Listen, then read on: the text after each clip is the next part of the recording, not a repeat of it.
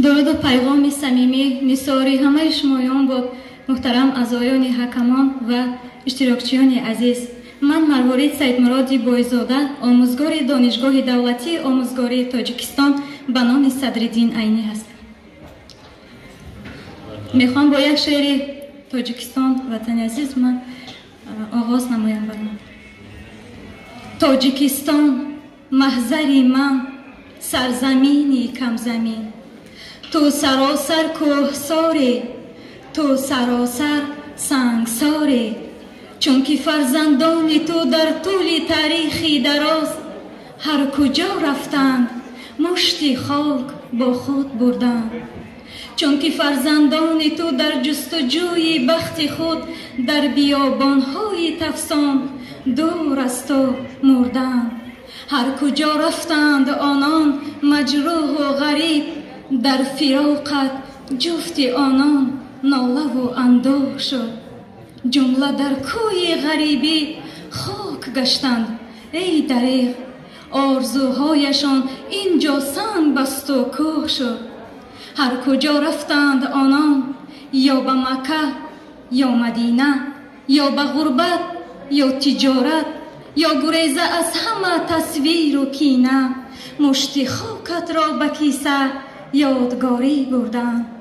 تا اگر روز بمیرد از قضا در غریبی بی کس و بی آشنا، خاک تو باشد نشانی آخرین، تاجیکستان سرزمینی کم زمین.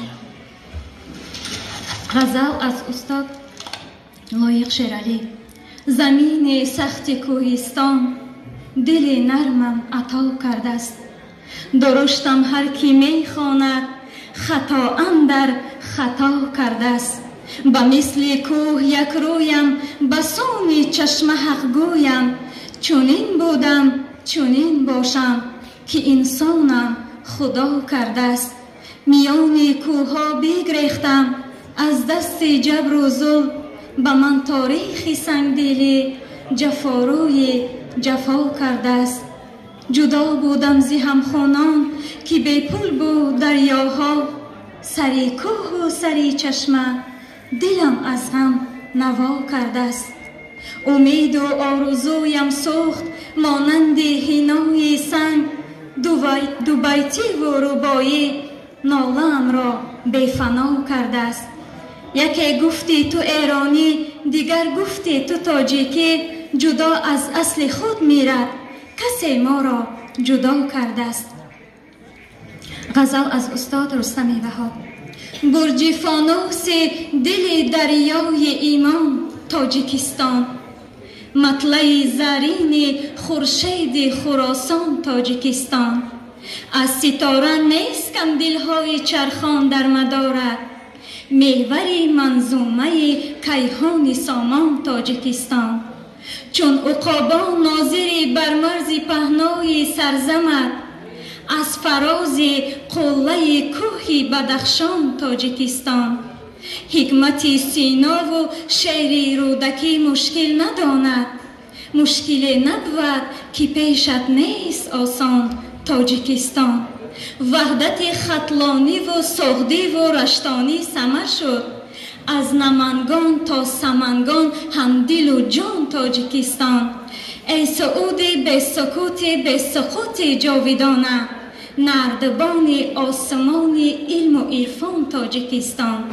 در تو بودن سهل آسان، با تو بودن سخت مشکل، بهر تو هر لحظه باید بود انسان تاجیکستان.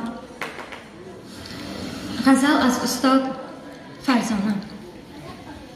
هوای روح مرا تازه کن به آمدنت، بهشت را به زمین کوچ ده به یک سخنت. چرا به تهنیت خفتگان نمی آید پیام صبح فروزت، طلوع شب شکنت؟ قسم به عشق که رشک فرشته خواهم شد، اگر به من بفشانی غبار پیرهنت. ارغوان دلم چو ارغوان نوروزی است، بگیر صدقه تیغ نگاهی ریشکنت.